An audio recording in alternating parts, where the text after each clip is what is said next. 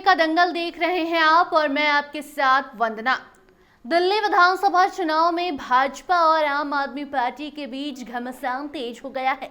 हाल के दिनों में दोनों पार्टियां रामायण और महाभारत के उदाहरणों को लेकर एक दूसरे पर हमला करते नजर आई। उस बीच आम आदमी पार्टी के राष्ट्रीय संयोजक और पूर्व मुख्यमंत्री अरविंद केजरीवाल ने एक अनोखी रणनीति अपनाकर दिल्ली चुनाव की राजनीति का रुख ही अब बदल दिया है। केजरीवाल ने अचानक ही एक दलित चेहरा को अपनी पार्टी में शामिल कराकर सभी को चौंका दिया।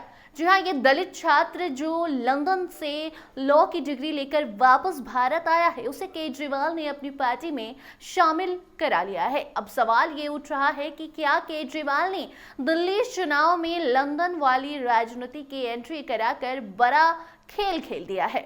जी हाँ, दरअसल आम आदमी पार्टी का दावा है कि उसे एक ऐसा तुरुप का इक्का मिला है जो बीजेपी और कांग्रेस के दलित वोट बैंक को छीन सकता है।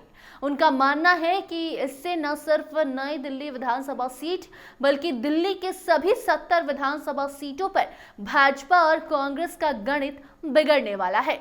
दरअसल अरविंद केजरीवाल ने अपनी रणनीति के तहत रामायण और महाभारत की राजनीति की दिशा को बदल दिया है और बाबा साहेब भीमराव अंबेडकर की विचारधारा की ओर रुख कर लिया है।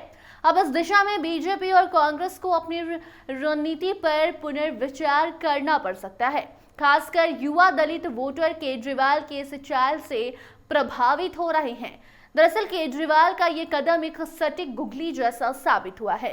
मंगलवार को अरविंद केजरीवाल ने दलित समुदाय से ताल्लुक रखने वाले एक छात्र सुशांत को मीडिया के सामने पेश किया और उसे आम आदमी पार्टी में शामिल कराया।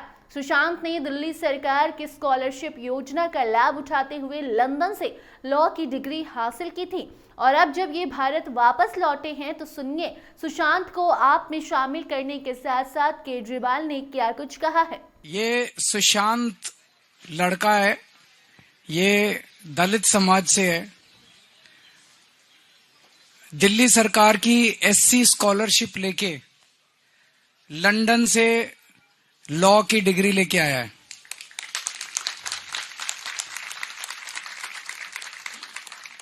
लंदन से ही बाबा साहब अम्बेडकर लॉ की डिग्री लेके आए थे। तो मुझे खुशी होती है कि हमारी सरकार की स्कॉलरशिप के ऊपर ये लंदन से डिग्री लेके आए हैं। अब हमारा अगली सरकार में ज्यादा से ज्यादा कोशिश रहेगी कि दलित समाज के ज्यादा से ज्यादा बच्चे विदेशों की यूनिवर्सिटी में जो एडमिशन ले लेते हैं उनको हम स्कॉलरशिप पे आगे भेजा करेंगे और उनका पूरा खर्चा उठाया करेंगे। तो आज सुशांत आम आदमी पार्टी ज्वाइन कर रहा है, मुझे बहुत खुशी हो रही है इसको पार्टी में शामिल कराने में।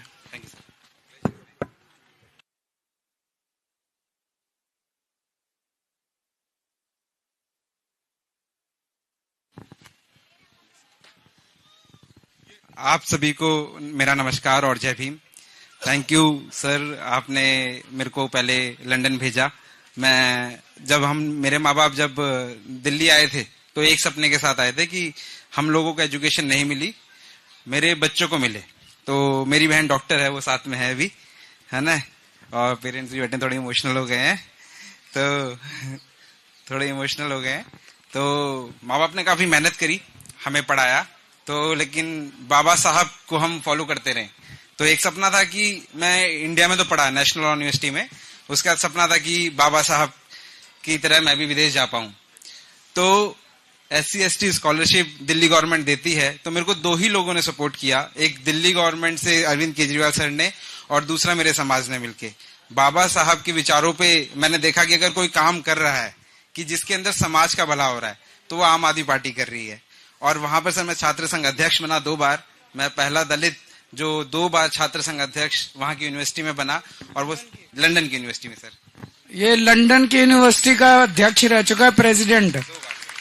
यहाँ तो हम DU का बनाते हैं ना प्रेसिडेंट, DU के चुनाव होते हैं दिल्ली यूनिवर्सिटी के। वो दिल्ली यूनिवर्सिटी के जैसे ही वहां पे जो लंदन की यूनिवर्सिटी है वहां पे ये चुनाव लड़के प्रेसिडेंट बना था वहां का। तो मैं एक चीज कहना चाहता हूं कि मैं कुछ यूनिक नहीं हूं, मैं साधारण एक दलित परिवार से आता हूं, लेकिन हमें एक मौके की तलाश है, हमें पढ़ने का मौका मिले। बाबा साहब ने हमें अधिकार दिया, अब उन अधिकारों का पालन करते हुए हमें कोई आगे भेजे। तो अरविंद केजरीवाल सर से मैंने आके रिक्वेस्ट किया, एक ईमेल करा एक कॉमन मैन की तरह कि सर मैं आपसे मिलना चाहता हूँ। मेरे को सेम डे मेरे को रिप्लाई आया और मैंने बताया कि सर मैं मिलना चाहता हूँ। सर ने बुलाया मेरे को और सर ने मेरे से पूछा कि कैसा चल रहा है। मैंने सर को रिक्वेस्ट किया कि सर इस स्कॉलरशिप को थोड़ा सा और बढ़ाया जाए।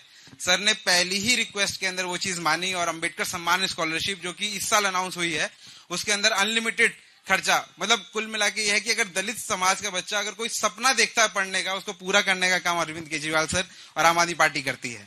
तो मेरा अनुरोध है मेरे सभी समाज के लोगों से, हमें हर आदमी का साथ देना है, उस पार्टी का साथ देना है जो बाबा साहब के सिद्धांतों को फॉलो करती है और हमें सक्षम बनाती है। हमें सम्मान की लड़ाई चाहिए तो हमें सम्मान देती है।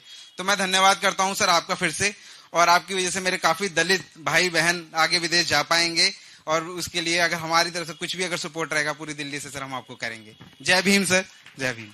केजरीवाल ने अपने बयान में ये भी कहा कि सुशांत आम आदमी पार्टी का हिस्सा बनकर दलित समाज के लिए एक प्रेरणा बनेंगे।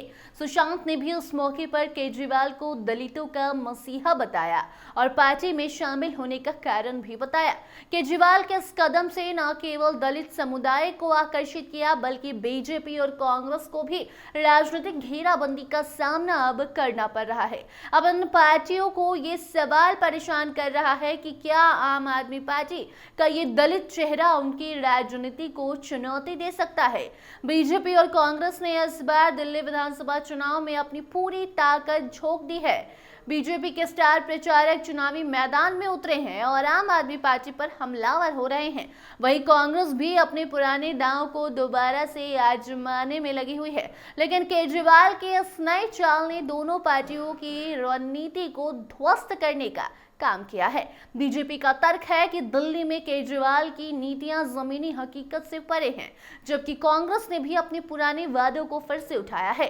वहीं अरविंद केजरीवाल के इस नए दलित चेहरे को पेश करने के बाद दिल्ली की राजनीति में एक नया मोड़ सामने आया है। हालांकि ये देखना बाकी है कि ये चाल चुनावी नतीजों में कितना असर डालती है। 8 फरवरी को जब चुनाव के परिणाम आएंगे तो यह स्पष्ट हो जाएगा कि केजरीवाल की रणनीति काम आई या नहीं आई। बाकी इससे जुड़ी कोई और नई जानकारी सामने आती है तो सब अपडेट को आप तक जरूर पहुंचाएंगे। देखते रहिए स्टार टीवी बिहार। धन्यवाद।